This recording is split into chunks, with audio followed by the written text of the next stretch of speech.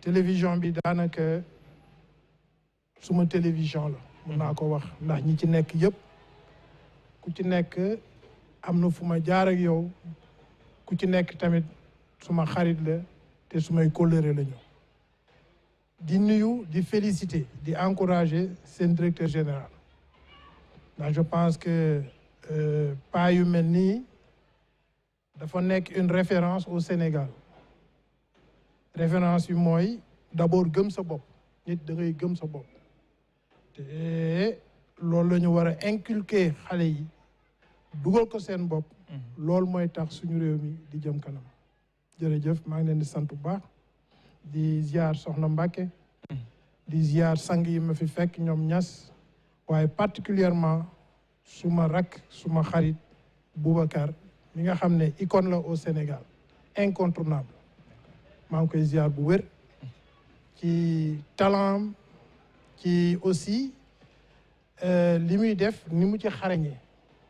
yàlla na ko yàlla lafal cat te mu màgg ba wax dëgg yàlla li ñu yaakaar ci moom yëpp ak Sénégal yàlla defal ko ko. amiin jërëjëf. monsieur le ministre dañuy commencer ak actualité impose ndax li nga xam ne moo di wàllum wér-gu-yaram tey ñëpp xam nañ jafe-jafe yi nga xam ne ñu ngi ci nekk jamono ji mën nañ ko tudde sax guddi bët setagul ndax li nga xam ne moo di xew-xew bu am foofee sa diwaanu Louga waaye tamit am njeexital yoo xam ne am na ci ñu bëri jàpp ne taxawaayu gouvernement boo xamante ne bii ñoŋul ni mu war na ñoŋe dëgg moo indi njeexital yi nga xam ne am na ci ginnaaw di tekki gi ñu tekki ndombal tànk ka jiite woon boobu la l'hôpital tax sages-femmes yi nekk si réewum Sénégal ñoom ñëpp tey ji ni nga xam ne seetlu nga ko xëy nañu daal di banque seen loxo liggéeyuñu indi nañ njeexital yu bëri sax def nañ ci ay gëstu si rédaction bi waaye toftal na ci ñi nga xam ne ñoo di médecins yi yëpp ñoom tamit nekk si li nga xam ne moo di grève ba ñi nga xam ne ñoo di pharmaciens privés yi tamit annoncé ñoom tamit grève si biir ayu bés bi nekk na loo xam ne indi na njeexital si wàllum wér-gu-yaram jàpp nga ne est-ce que gouvernement bi ni mu waroon taxawee dëgg si cas bu mel nii ak cas bi yow ni nga ko jàngatee est-ce que loolu am na dëgg taxawaay bi. waaw maa ngi lay gërëm ci question bi dafa nekk question boo xam ne dafa am solo waaye li ma ci mën a tontu mooy sage-femme yi nga xam ne ñoo nekk Sénégal kenn matul ay erreur mun na am médecins yi sax dañuy def erreur mais je pense que du ci benn erreur bii la ñu war a jël lépp loo xam ne lu ñaaw la ñu sóob ko seen bopp. xale boo fi gis kuy dund ku nekk bakkan ku am kuy sénégalais ci loxo sage-femme nga jaar kon ñooñu su fekkoon ci erreur la ñu dëkk defe naa ñu bëri ci ñun ñii di dund tey jii duñ fi nekk. ñooñu bon gàcce ngaalaama erreur nag day am nañu xool erreur yi sanctionné leen mais waruñu mën a généraliser une faute de quelques personnes ou une négligence ñu généraliser ne c'est tout un corps. Tout un corps ne peut pas être mauvais donc loolu mooy jàngat état bi aussi état bi avec toutes les performances yi nga xam ne le chef d'état moo ko def c'est la première fois au Sénégal ñu tabaxandoo en moins de 10 ans plus de 6 hôpitaux yoo xam ne 4 yëpp niveau 3 la niveau 3 bërki démb lañ fi inauguré hôpitalu Touba mooy 2e xaw ma 3e grand hôpital dans la vie centre Kédougou Kaffrine yooyu yëpp ay hôpitaux lañu alors comment se fait-il que benn erreur boo xam ne xëy na mun na jógee ci ay 2 ou 3 personnes ñu war a généraliser li nga xam ne moom la état bi defoon yëpp en 10 ans ñu war koo teg ci suuf loolu nag dafa laaj jàngat boo xam ne sagesse dal ak tamit gëm yàlla maa ngi ciy profité di jaale famille bi nga xam ne wax dëgg yàlla ñoo am woy ñàkk yu la waaye États-Unis ci erreur médicale xam nga waxuma sax négligence maanaam ñoo xam ne dañu xarañ ci li ñuy def ñëw ñu jox leen ay patients ñu def ci erreur ñooñu faatu erreur médicale aux États-Unis 687 milliards la ci dollars chaque année gouvernement bi di leen ko fay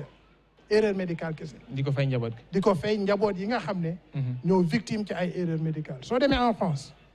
c'est la même chose erreur médicale c'est des millions d'euros.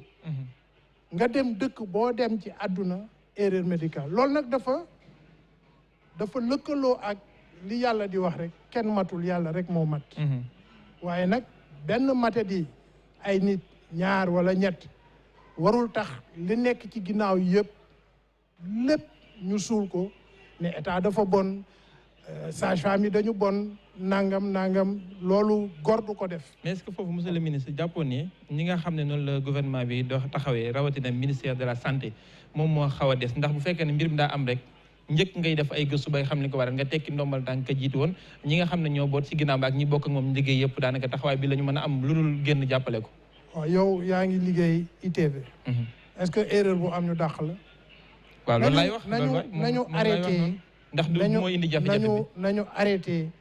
di wax ñu sanctionner nit kese bu def erreur l'homme est imparfait yàlla rek a mat man je pense que loo gis erreur boo gis coow loo gis mun nañ ci jëlee ab jàngante boo xam ne dañuy gën a parfaire liy ñëw gën a defar liy ñëw parce que faqatalu moo tax ngay xool ci kanam mun a waaxu mun a daw gën a mun a taxawaat ni nga war a taxawee waaw. Comment vous expliquez, monsieur le ministre conseiller, ñu tabax ay hôpitaux de niveau 3 médecins yi bañ ne duñ fa dem jusqu'à ce que le président de la République ne ministre de la santé kuñ fa affecté te demu fa ñu dàq ko. Sénégal li mu manqué ñaar la mooy discipline ak patriotisme moo manqué Sénégal te loolu li ko waral mooy xale yi dañ leen jàngalul au bas âge qu'est-ce que c'est que le civisme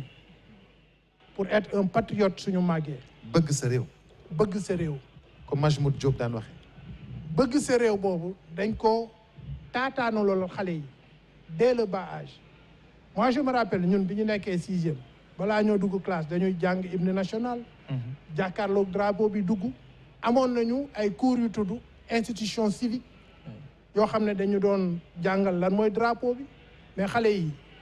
ñan ñoo ci xam luy drapeau ak valeur drapeau. donc xale yooyu nga xam ne jàngaloo leen ñu nekk ay légaliste ñu nekk ay démocrate dès le bas âge ñu respecter l'environnement naka nga mu ne xale yooyu tey jii ñu màgg bugg a taxaw di doon ay patriote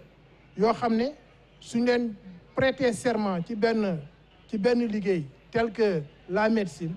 nga am sa doctorat waat ne yow di nga soigner te doo ci xool alal doo ci xool loo am doo ci xool loo yóbbu sa kër mais je pense que xale yooyu mooy médecin yi nga xam ne tey jii ñoom ñoo mën a refuser servir l'État. parce que il faut le dire aussi lépp loo xam ne c'est des retombées économiques c'est dans les capitales te médecin boo ci gis à l'hôpital dafay dem la plupart waxuma ñëpp nag mais la plupart des médecins suñu taxawee hôpital genre ñu xool leen ñu def seen quelques heures 2 ou 3 heures daw nañu seen cabinet loolu nag dafa am jàngat buñ ci war a jàngat muy lan muy su fekkee ñun dañu bëgg ay médecins yoo xam ne dañu respecter les hôpitaux fu ñu leen affecté ñu dem mais nañ leen yokkal salaire médecins yi dañ leen war a yokkal seen salaire ba nga xam ne tentation wu ñu leen di affecté feneen ñuy bàyyi clinique yi foofu di dem suñu demee foofu dinañ mun a yor seen njaboot. ki nekk ci Dakar bu fayee ko 500000 ki dem ci région yi fayee ko 800000. mais même plus parce que non je sais juste un mais exemple. c'est exactement ça parce que aux États-Unis ñi ñuy affecté hors dans les États hors des États-Unis comme ay Hawaï ak yooyu mais dañuy am ay commission ay prime la ñuy am ci li ñu soree capital yi mais Sénégal dañu war a respecter des corps tels que la police mais soo gisee suñu policiers yi xeebuñu 1000 francs 2000 francs di jàpp booy jakarta yi et cetera mais dépense la ñuy daw parce que dañu amul salaire bu doy l'État dafa war a xool des corps yoo xam ne ñoom ñoo yore la nation c'est des institutions ñoom ñoo yore la santé ñu yokkal leen salaire loolu c'est pas négociable et je pense que je pense bien que war nañu xoolaat ñooñu seen salaire am na projet yoo xam ne au lieu que ñuy dem ci projet yooyu mais nañ ko yokkal médecin yi projet yoo xam ne du indil dëkk bi dara doo ci am benn intérêt mais nañu jël xaalis boobu tuur ko médecin yi wala di leen jox ay commission ku génn Dakar ñu yokkal la 300 000 sa salaire et c'est justifiable munoo yóbbu un médecin à Kédougou nga xam ne mi ngi fayee ko fii au moins 1 200 000 par mois ca hôpital ba ma ngi cay foraatu 300 000 400 000 clinique yi mu ngi ciy foraatu au moins 200 000 par semaine nga bëgg ko yóbbu foo xam ne 300 000 nga koy fay il faut qu'on soit logique loolu dafa war a lëkkaloo affectation yi distance bi dafa war a lëkkaloo ak seen salaire parce que mooy seen revenu mais personne ne va mourir à Kédougou avec 300 000 avec une famille boo xam ne yaa xam ñaata ñoo fa nekk à nourrir amuloo oto tàngaay bi foofu da nga war a jënd ay instruments est-ce que médecins yi suñu leen di affecté dinañ leen jox prime d'affectation dinañ leen jox prime de logement dinañ leen jox au moins ay primes yoo xam ne bi ñu nekkee Dakar loolu amuñu ko woon mais tout ça c'est des choses yoo xam ne état bi war na ko considérer moom tamit état bi war na aussi di renforcer li nga xam ne moom la médecin bi sermenté mais dañ koy waxtaan la mais yooyu je pense aussi que ñun war nañu dépasser ay médecins ay sages-femmes yi nga xam ne dañ leen dénk li gën a précieux ci àdduna muy la vie ñuy dem grève mun nañu def des grèves symboliques 1 heure de temps ci grève déjà li muy wàññi ci nit ku amoon war a accoucher ci heure yooyu imagine-toi les femmes là qu'on transfère de Louga à Saint-Louis pour ñu fay dem mais elles vont accoucher en cours de route am na ci ñoo xam ne peut-être seen accouchement yooyu